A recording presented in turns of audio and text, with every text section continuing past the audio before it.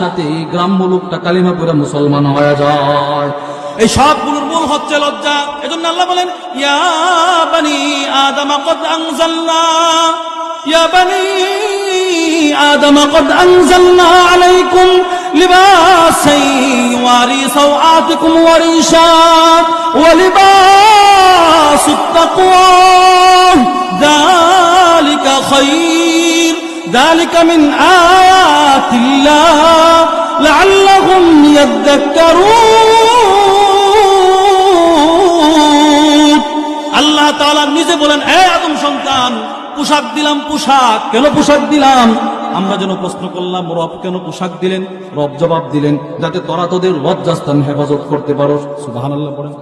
এই জন্য প্রত্যেকটা মানুষকে আল্লাহ পর্দার বিধানের জন্য দিয়েছেন, যাতে প্রত্যেকটা মানুষ লজ্জাশীল হয়ে যায়। লজ্জাশীল হলে এক নম্বর লাভ, আপনার কলব পবিত্র করে দিবে কে? আরে আওয়াজ করে বলুন কে? দুই নম্বরকে কল্যাণময় জিন্দেগি দান করবেন কে?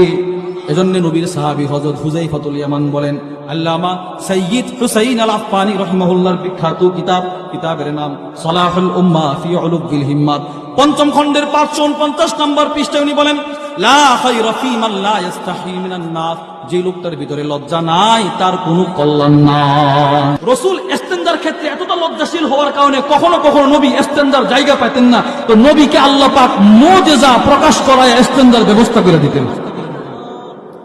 আল্লামা ইবনুল হাজার আল আসকালানির কিতাবের নাম আল মাতালিবুল আলিয়া বিজাওয়াইদিল মাসানিদিস সামানিয়া, 15 নম্বর খণ্ডের 494 নম্বর পৃষ্ঠায় হযরত জাবের থেকে হাদিসটা বর্ণিত। আমি আপনাদেরকে যে কথাটা বোঝাতে চাচ্ছি, লজ্জা যদি আপনার ভিতরে বেশি হয়, আপনাকে সর্বপ্রকার কল্যাণ দান করবে কে?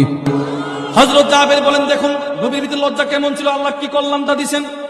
হযরত জাবের বলেন, খারাজতু মা রাসূলিল্লাহি সাল্লাল্লাহু আলাইহি ওয়াসাল্লাম ফি সাফার, তো আল্লাহর নবীর সাথে আমরা একটা সফরের মধ্যে বের হইলাম। চলতে চলতে ফানাজালনা বিআরদিন ফালাত, একটা মরুভূমিতে গিয়ে আমরা উঠছি, কোনো গাছ নাই, লাইসা ফিহা শাজারুন ওয়ালা আলাম, মরুভূমিতে কোনো গাছ নাই, কোনো ছায়া নাই, রাহমাতুল লিল আলামিন। মরুভূমি দিয়ে হাঁটতেছে। সাহাবের বলেন, কাআন্নামা আলা রুউসিনা তায়রু তুজিল্লুনা, হঠাৎ করে তাকায় দেখি রে, আমাদের মাথার উপরে, নবীর মাথার উপরে হাজার হাজার পাখিদের ঝাঁক দেখা যায়, যারা আল্লাহর রাসূলকে ছায়া প্রদান করতেছে। হযরত জাবির বলেন, দেখা বুঝে ফেলছি যে আল্লাহর নবীর মুজিজা প্রকাশ পায় গেছে। আল্লাহর রাসূল হাঁটতেছেন, আমরাও হাঁটতেছি। হাঁটতে হাঁটতে অনেক দূর যাওয়ার পরে হযরত জাবির এবার নবীর একটা অভ্যাস বর্ণনা করেন। জাবির বলেন, ফাকানা লা ইয়াতিল বারাস তা ইয়াগিবা ফালা ইউরা, যে আল্লাহর রাসূল ইস্তেনজা ওই সময় পর্যন্ত করতেন না যতক্ষণ পর্যন্ত না মানুষের দৃষ্টিসীমার বাইরে না যাইতেন, ততক্ষণ পর্যন্ত নবী ইস্তেনজা করতেন না। আমি এই কথাটা চিন্তা করতে করতে আল্লাহ রাসূল আমাকে বলেন, আয় জাবির, বলে জি ইয়া রাসূলুল্লাহ, ইনতালিক সুম্মা জাআল ফিল ইদাওয়াতি মাআন, আয় জাবির, তুমি আমার জন্য মশকের মধ্যে পানি নিয়ে আস, আমি রাসূল ইস্তেনজা করব। কোথাও ইস্তেনজার জায়গা নাই, রাসূল আমারে পানি আনার কথা বলছেন, এটা নিশ্চিত নবী পাকের লজ্জা। কিন্তু রাসূল কোথায় ইস্তেনজা করবেন? যেখানেই যাবে আমরা দেখে ফেলবো। হযরত জাবির বলেন, রাসূল যেহেতু আমাকে নির্দেশটা দিয়েছেন, আমি পানি নিয়ে ফান্তালাকা বিনা, আল্লাহর নবীর সাথে চলতেছি হাত্তা লা নারা, কিছুই দেখা যায় না। হযরত জাবির বলেন, চলতে চলতে অনেক দূর যায়, দেখি দুইটা গাছ দেখা যায়। কয়টা গাছ? আরে বলেন আওয়াজ করে, কয়টা? বাইনাহুমা আযরুক, দুইটা গাছের মাঝখানে অনেক ফাঁকা, অর্থাৎ যেমন মনে করেন একটা গাছ এই সাইডে আর একটা গাছ এই সাইডে, দুইটা গাছের মাঝখানে অনেক ফাঁকা। আমি মনে মনে চিন্তা করলাম, এখন যদি রাসূল বলেন ইস্তেনজা করব, তো দুইটা গাছ তো মোটামুটি একটু, দুইটা গাছে একত্রিত হলে নবী ইস্তেনজা করতে সুবিধা। এই কথাটা বলার সাথে সাথে আল্লাহ রাসূল আমাকে বললেন, আয় জাবির, ইনতালিক ইলা হাতাইনি শাজারাতাইন, তুমি এই যে দুইটা গাছ দেখা যায়, দুইটা গাছের কাছে যাও, গিয়ে ফাকুল্লাহুমা ইয়ামুরুকুমা রাসূলুল্লাহি সাল্লাল্লাহু আলাইহি ওয়াসাল্লাম আন তাজতামিআ, তুমি দুইটা গাছের কাছে গিয়ে বলবা, আল্লাহর রাসূল নির্দেশ দিয়েছে তোমরা যেন যার যার জায়গা থেকে দৌড় দিয়া নবীর জন্য একত্রিত হয়ে যাও। হযরত জাবির বলেন, আমি দুইটা গাছের কাছে গিয়ে বললাম, আল্লাহর রাসূল বলছে একত্রিত হওয়ার জন্য। সাথে সাথে তাকায় দেখি দুইটা গাছ যার যার জায়গা থেকে মাটি ফেরি দৌড় দিয়া নবীর জন্য এক জায়গায় একত্রিত হয়ে গেছে, ইস্তেনজার মতো হয়ে গেছে। আল্লাহর রাসূল ফাজালাসা খালফাহুমা, রাসূল দুইটা গাছের পিছনে বসে ইস্তেনজা করলেন। ইস্তেনজা করার পর হযরত জাবির বলেন, আমি তাকায় দেখি আল্লাহর রাসূল ইস্তেনজা করে দুইটা গাছকে শুধু ইশারা দিছে, যাও যাও, যার যার জায়গায় চলে যাও। সাথে সাথে দৌড় দিয়া দুইটা গাছ যার যার জায়গায় চলে গেছে। শুধু এতটুকুন নয় মনে মনে ভাবতে পারেন গাছ, আরে কখনো কখনো নবীর আঙ্গুলের ইশারায়, নবীর আঙ্গুলের ইশারায় গাছের ফল নবী শুধুমাত্র এইভাবে ইশারা দিয়েছে, তো ফল গরুর দৌড় দিয়ে নবীর সামনে চলে আসছে। তিরমিজি শরীফের 3628 নম্বর হাদিস, সহিহ হাদিস। হাদিসের বর্ণনাকারী আব্দুল্লাহ ইবনে আব্বাস রাদিয়াল্লাহু তাআলা আনহুমা, উনি বলেন, আরে ও জা আরাবিয়ুন ইলা রাসূলিল্লাহ, একজন গ্রাম্য সাহাবী নবীর দরবারে আসছে।